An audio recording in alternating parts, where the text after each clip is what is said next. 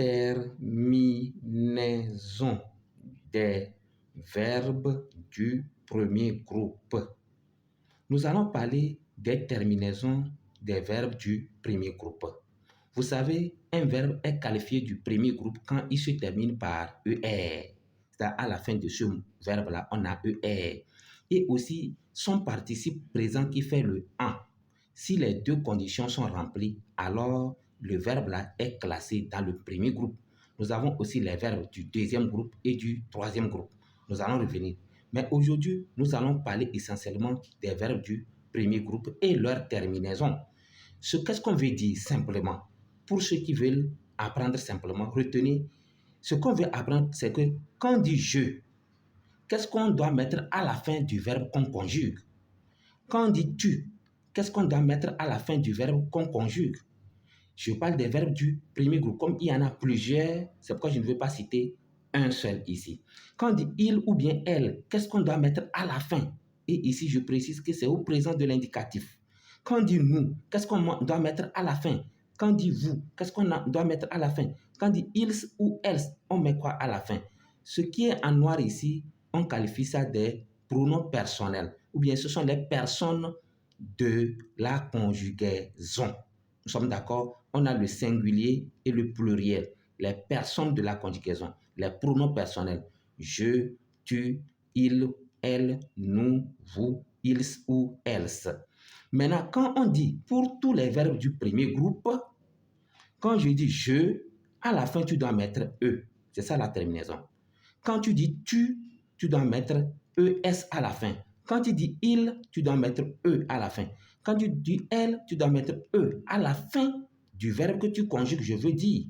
Quand on dit nous, il faut mettre O-N-S qui est un. Quand on dit vous, il faut mettre E-Z qui est et. Quand on dit ils ou elles, il faut mettre E-N-T qui n'est pas prononcé. Nous sommes d'accord? Précisons que ces terminaisons ne sont pas prononcées, mais à l'écrit, il ne faut jamais les oublier. Nous sommes d'accord? Exemple, je prends le cas de je. Donc, je chante. Donc, ici, c'est le verbe chanter. Je chante. Vous voyez que je, le E là, c'est le qui est ici. Vous voyez? Je l'encadre. C'est notre E. Tu, on dit ça doit se terminer par ES. Alors, tu chantes.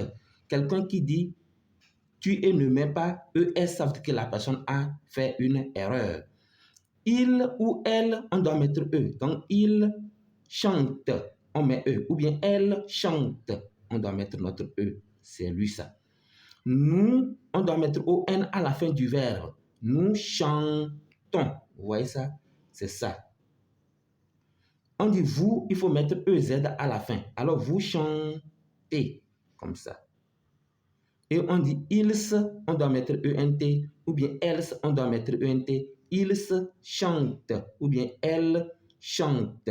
Donc, nous avons notre ENT. Donc, ce qu'on appelle terminaison, c'est ça. E, tant. Et c'est ça que nous venons de faire.